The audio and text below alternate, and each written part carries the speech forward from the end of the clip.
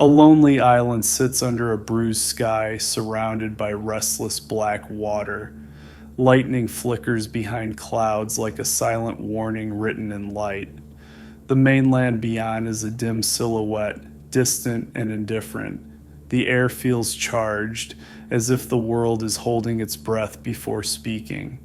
The seer walks the cliff edge, hearing a voice that feels like thunder inside the bones. A bright glow blooms behind him, too clean to be moonlight. His hands shake as if the air itself is pulling words out of him. He turns toward the light, knowing the next step is no longer his choice. A cavern of shadow fills with sudden light, revealing 7 gold lamps in a perfect line. Their flames do not flicker in the wind, as if they burn on a different set of rules. The seer understands that this is an invitation, not a comfort. The air smells like metal and clean smoke, and the silence feels watched.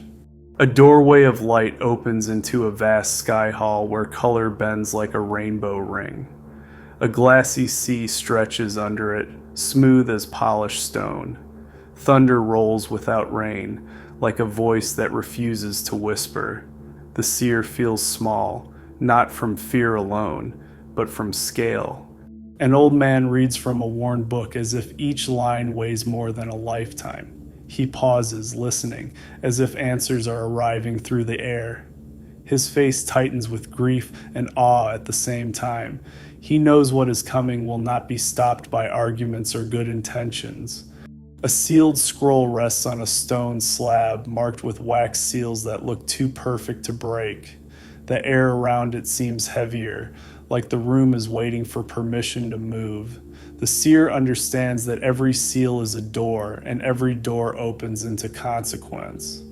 When the first seal cracks, the silence feels like it shatters. A white horse stands alone on a ridge, unnaturally calm under a restless sky. Its breath shows as mist, steady and patient. The world feels poised, like a held note that will soon snap into a new melody. The first sign is not violence, but inevitability.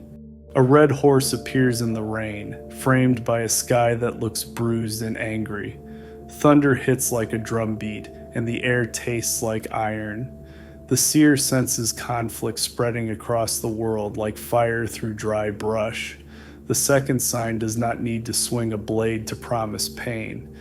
A black horse waits near a set of hanging scales, motionless in a dim wind. The seer tastes scarcity before he sees it, like hunger in the back of the throat. Prices rise, tempers break, and the fragile order of daily life becomes a weapon. The third sign is quiet, and that quiet makes it crueler.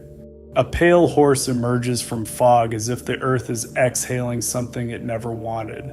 The light around it looks sickly, drained of warmth. The seer feels the shadow of mass loss, not as a number, but as an absence that spreads. The fourth sign is not a battle, it is a thinning of the world. A woman becomes a witness, not by choice, but by survival. She watches the sky and feels the world's rules loosen like knots coming undone. Every sound seems louder, every shadow more meaningful. She knows people will deny what they cannot control, and that denial will cost lives. Still, she stays standing. A golden bowl of incense smolders on stone, and the smoke rises in a straight line. The seer hears prayers like a distant tide, layered and relentless. Then the bowl tips and ash falls as if the sky has finally decided to answer. What follows is not comfort, it is response. The ground splits in jagged lines and buildings shudder as if waking from a long sleep. The sun dims to a cold disk and the moon looks bruised in the haze. People everywhere scramble for shelter and find none that truly holds. The seer realizes the world can be shaken like a table, and everything on it will slide. A hardened man checks his gear and tries to turn prophecy into a plan. He has seen chaos before, but this is different. It is organized like a sentence. He watches the horizon and senses a coming wave that no weapon can intimidate. His jaw tightens, not from bravery, but from refusal to break. When the next sound arrives, it feels like a trumpet in the bones. 7 gold trumpets lie in a row on stone steps gleaming under stormlight. The air feels stretched tight like a string about to snap. The seer understands that sound will become action, and action will become aftermath. The first blast is not heard in the ears alone. It is heard in the way the world flinches. Ice and fire fall together, an impossible mix that turns fields into chaos. Forests burn in patches and the air fills with choking haze. People run with their hands over their heads, stunned that the sky can do this. The seer feels the old terror of nature, multiplied by judgment. The world starts to look scorched in its own reflection. The sea churns as if something massive fell into it, and the horizon turns the color of rust. Waves slap the shore with a new violent rhythm. Ships lose direction and the coast smells wrong. The seer watches the water and understands the message. The world's foundation can be poisoned. A bright star drops from the sky like a thrown spark and strikes the river. The water glows an unhealthy color, beautiful in the way a bruise can be beautiful. People drink and fall sick, cursing the sky and each other. The seer learns that even sweetness can become harm when it is forced on the world. Daylight weakens as if someone turned the world's lamp down. Stars look farther away and the moon becomes a thin coin of light. Crime rises, fear rises, and quiet becomes dangerous. The seer feels time itself wobble as if the calendar no longer matters. Darkness is not just the absence of light, it is pressure. A deep pit yawns open in the earth, and smoke pours out like the world is exhaling ash. The sun disappears behind the cloud and breathing becomes difficult. Strange shapes flicker inside the smoke, quick and unsettling. The seer understands that some doors are meant to stay closed. Once open, they do not politely shut again. A man stands over a table of supplies, trying to make order out of panic. He has the posture of someone trained to move toward danger, not away from it. But the danger now is not just physical, it is moral, spiritual, and contagious. He realizes fear can spread faster than any plague. He chooses to move anyway because stopping would be surrender. The smoke thickens and fills streets like a living tide, hiding corners and swallowing sound. Small shapes move inside it, too many to count, and the mind supplies horrors the eyes cannot confirm. People scream at shadows and strike at air. The seer sees the pattern. Confusion is a weapon, and terror is the ammunition. A great river dries into cracked mud, revealing stones that were hidden for ages. The air above the riverbed shimmers with heat and dread. The seer senses a path opening for powers that should not cross. Across the world, armies begin to move, and ordinary families become collateral without understanding why. The world feels herded toward a meeting it never consented to. A child stands on a rooftop and watches the sky like it might fall. She clutches a small light as if it can hold back the dark. The world below is silent, the kind of silence that means danger has already passed through. She does not fully understand prophecy, but she understands fear. Still, she stays awake and keeps looking. A boy is handed a small scroll and told to take it in fully, no matter the taste. It feels sweet at first, like certainty, like a story that ends cleanly. Then it turns bitter, like responsibility and grief settling in the stomach. The boy looks up as if searching for an adult who can fix this. There is none. He must carry the message anyway. A sign appears in the sky. Light wraps the moon, and the stars look like scattered sparks. A dragon-shaped shadow coils through clouds, enormous and unreal. The seer understands this is a story of pursuit, of innocence hunted by power. What follows is not just catastrophe, but conflict with meaning. The sky becomes a stage and the world becomes an audience with no exit. From the sea rises a beast-like shape, crowned with foam and darkness. Waves slam against it as if the ocean is trying to push it back down. The seer feels the birth of a new empire of fear, built on spectacle and obedience. People will cheer it, then serve it, then regret it too late. The water keeps churning as if the world is boiling from underneath. A woman stands alone in wind, holding a white cloth like a vow. She looks fragile against the sky, but her posture is steady, chosen. The seer understands that beauty here is not decoration, it is defiance. The world is asking everyone to bow, to trade truth for safety.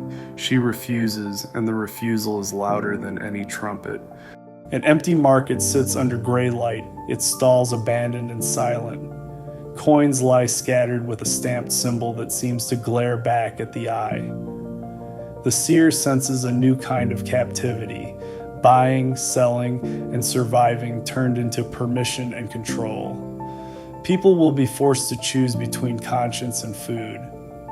The air feels transactional, cold and final. 7 bowls sit in a row, each one filled with a glow that looks beautiful and wrong. The seer understands they are not gifts, they are releases, poured consequences.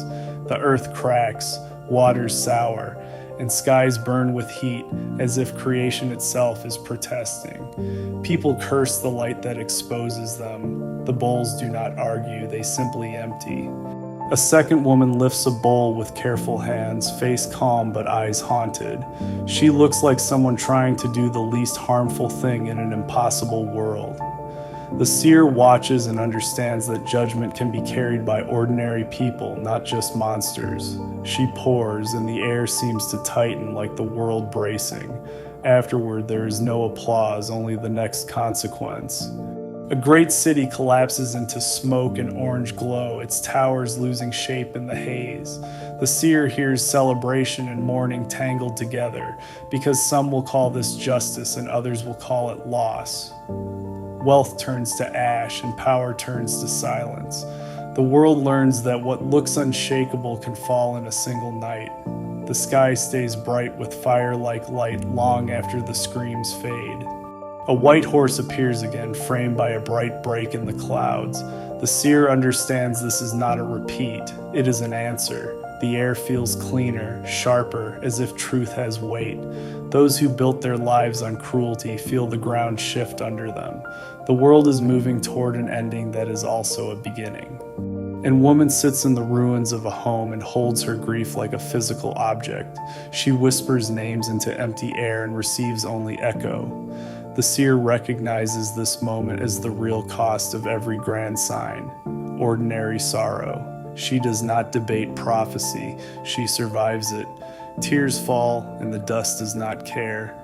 A vast white throne appears above clouds, brighter than daylight and colder than ice. The seer feels every hidden thing pulled into the open, like secrets dragged into sunlight. No bribes work here, no excuses survive. The world stands exposed, and even silence feels like testimony. Books lie open on stone, pages turning as if moved by invisible wind. The seer understands they are records, not stories, and every line is a decision remembered. People who trusted power feel suddenly small. People who hid in lies feel suddenly loud. Judgment is not a shout here, it is reading what was already written. A radiant city descends from the sky like a perfect shape drawn in light. Its walls shimmer with colors that look like gemstones under sun. The seer feels the air change as if fear is losing its grip.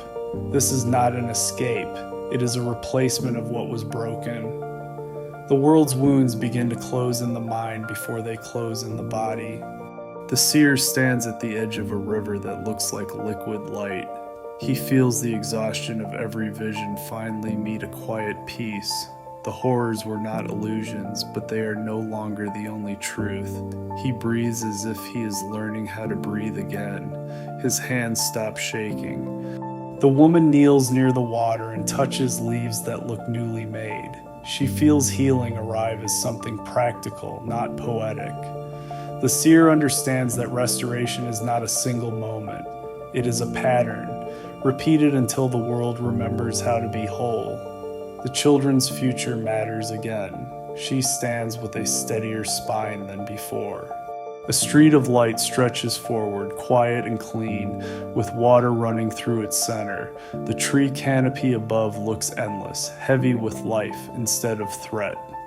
Night feels like a story that ended, not a danger waiting to return. The seer understands the final promise. No more fear as a ruler. The world does not forget what happened. It simply stops being trapped by it.